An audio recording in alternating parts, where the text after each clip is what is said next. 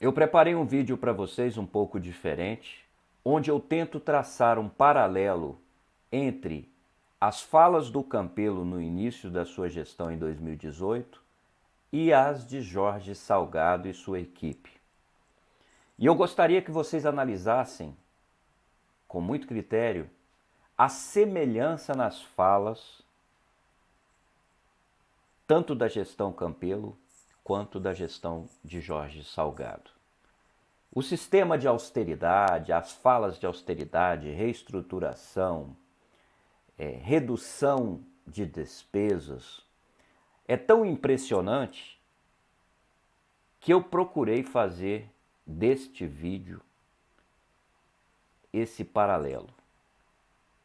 Para vocês entenderem as falácias, o mau caratismo, a conversa fiada, o lero-lero desta gestão sem fundamento, sem projeto, sem nada, querendo se manter no poder por pura vaidade, por puro sentimento de vingança. Vasco da Gama agoniza, não vejo perspectivas de melhora e mais ainda, a cada dia, após essa entrevista então, eu tive a certeza de que o Vasco está em péssimas mãos. Não vamos conseguir sair desta situação, vamos amargar muitos anos de sofrimento e o torcedor não merece isso. Portanto, meus amigos, assistam o vídeo, formem a opinião de vocês, porque realmente nós precisamos retirar Jorge Salgado da presidência do Vasco com urgência. Não podemos aceitar essas mentiras, não podemos aceitar esse enrola, porque eles falaram muito e falaram bonito, mas não disseram nada. Eles não disseram nada. Para vocês terem uma ideia, e está no vídeo, o Adriano Mendes foi perguntado, por exemplo, que o Vasco teria um teto salarial para os jogadores de futebol. E ele foi perguntado qual seria esse teto. Ele disse que preferia não falar. Para vocês terem uma ideia do nível de enrolação dessa turma. O Jorge Salgado também foi perguntado se o Vasco iria deixar de pedir dinheiro para pessoa física, de receber dinheiro como empréstimo de pessoas físicas.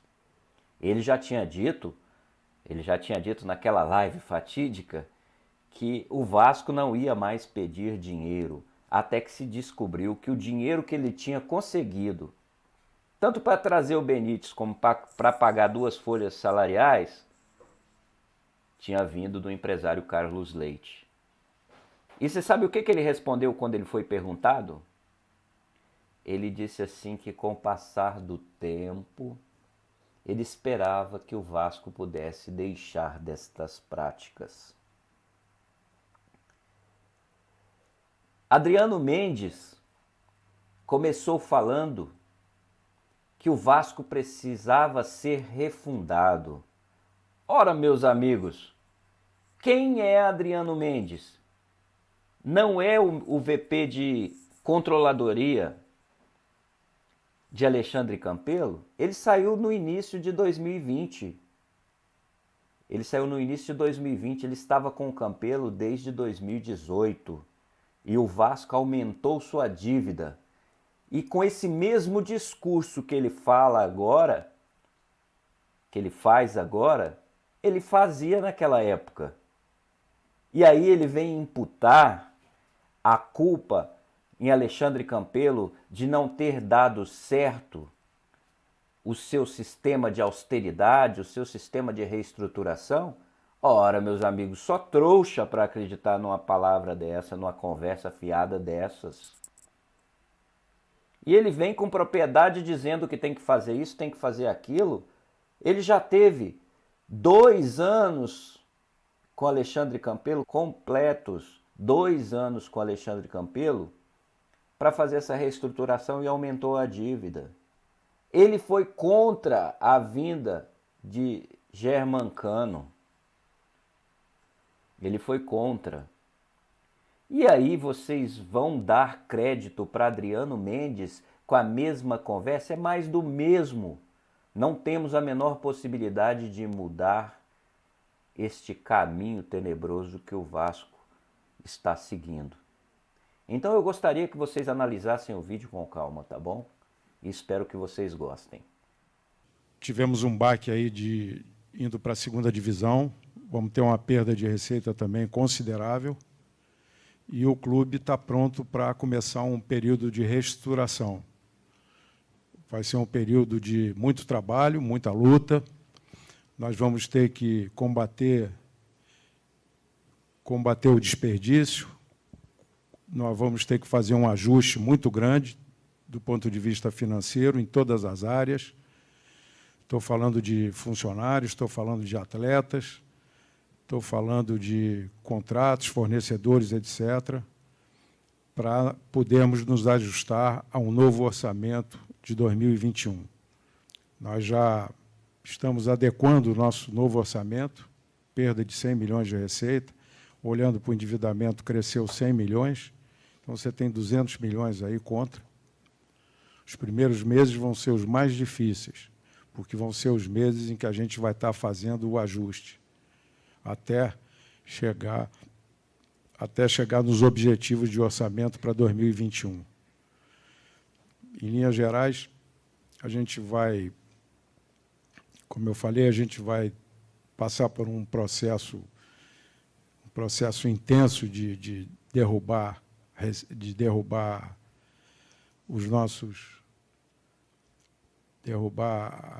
as nossas despesas, tanto financeira como, enfim, todas elas.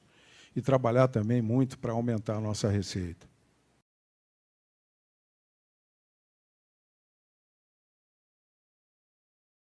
E hoje a dívida gira em torno de 650 milhões. A nossa perspectiva, eu já tenho dito, é de que nós tenhamos aí um ano de 2018 muito difícil, porque o déficit que nós tínhamos era de mais de 60 milhões nesse ano. Mas com todo esse trabalho que tem sido feito de reorganização das finanças, de reestruturação, todo esse processo que está sendo implantado dentro do clube, a gente entende que 2019 será um ano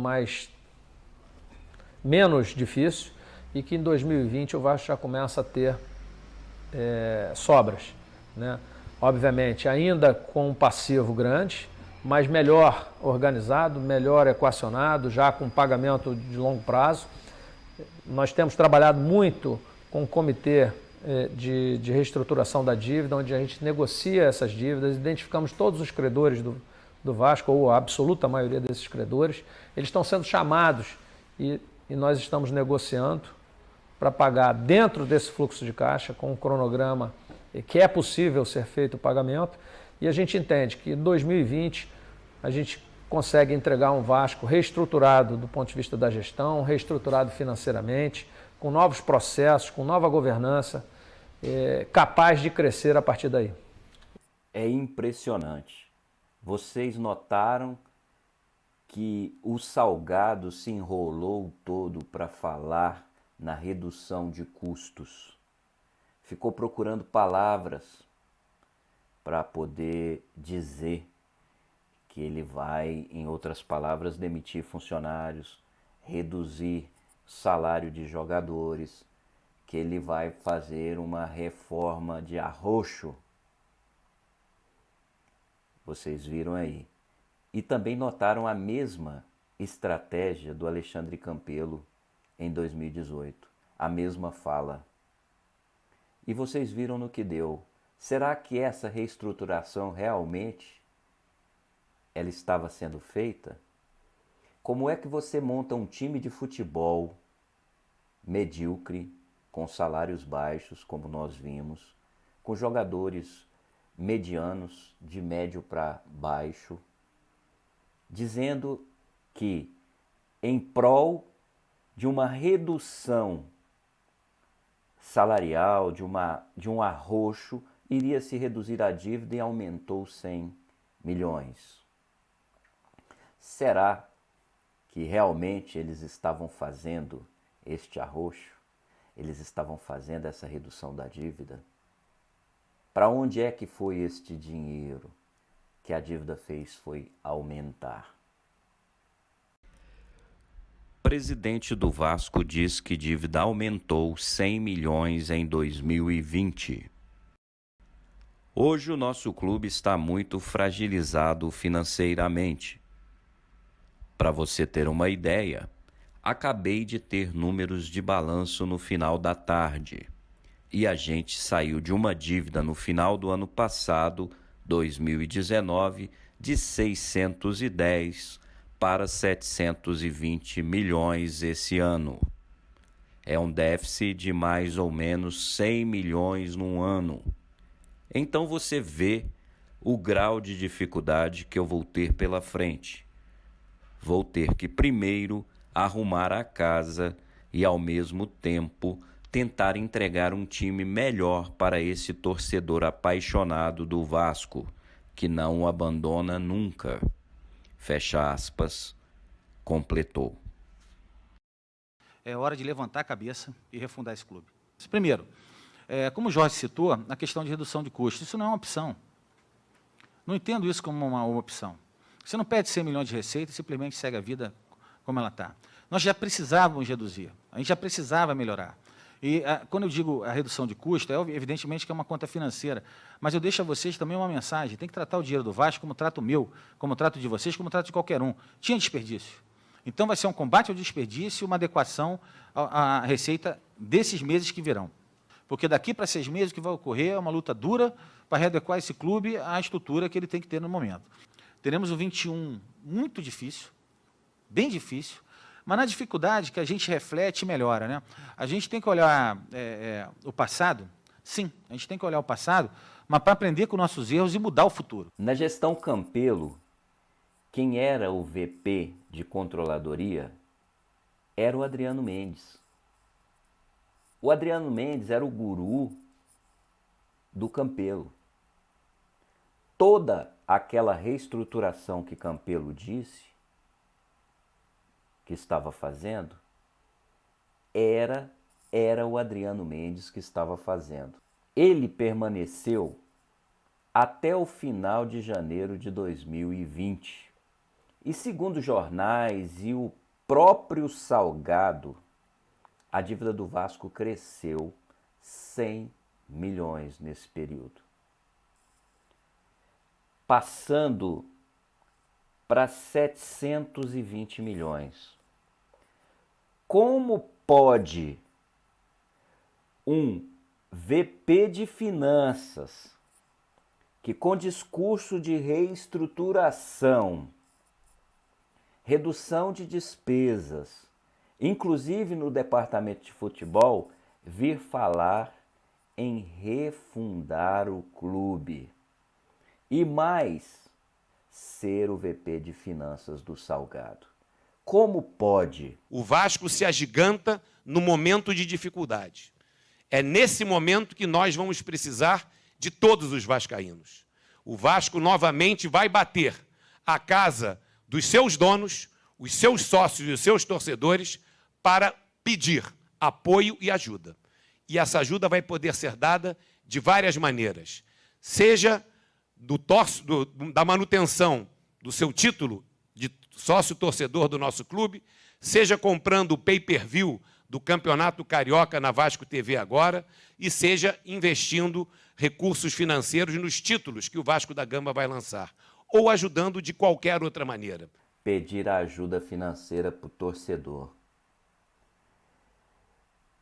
Em busca desse dinheiro, vale tudo.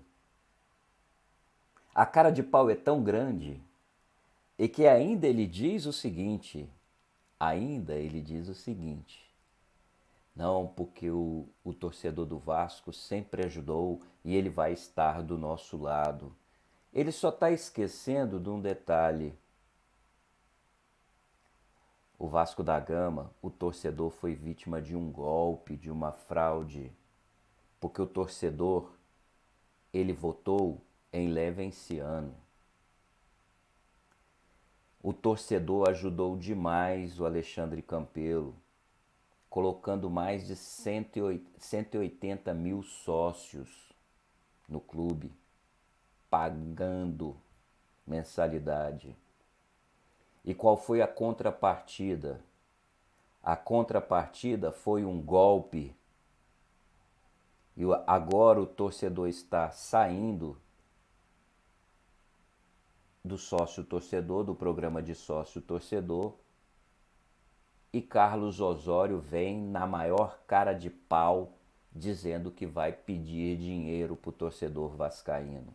Ele primeiro precisava olhar para si próprio, com que moral ele fala e diz que vai pedir dinheiro ao torcedor do Vasco. Ele é que se vire para conseguir o dinheiro, para fazer as reformas, para fazer o que ele disse que vai fazer. Porque o torcedor está cansado de ser enganado, o torcedor não é trouxa. E a maioria dos torcedores não tem esse dinheiro para ficar dando para malandro. Tira da boca para poder ajudar o clube. E o clube faz isso aí com o torcedor.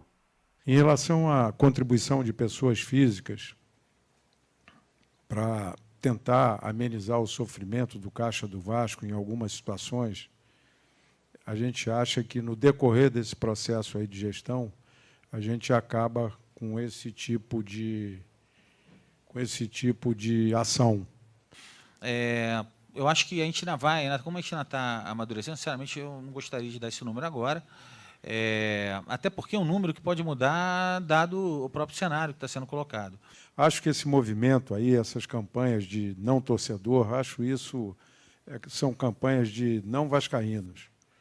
Eu não posso admitir um vascaíno fazendo campanha contra o seu próprio clube, incentivando que esse torcedor deixe de pagar sua mensalidade. Ele está contribuindo para enfraquecer o clube. Eu acho que quem faz isso não é Vasco.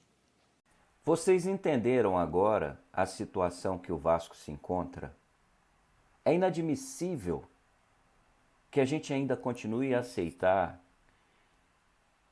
que esses picaretas nos enganem.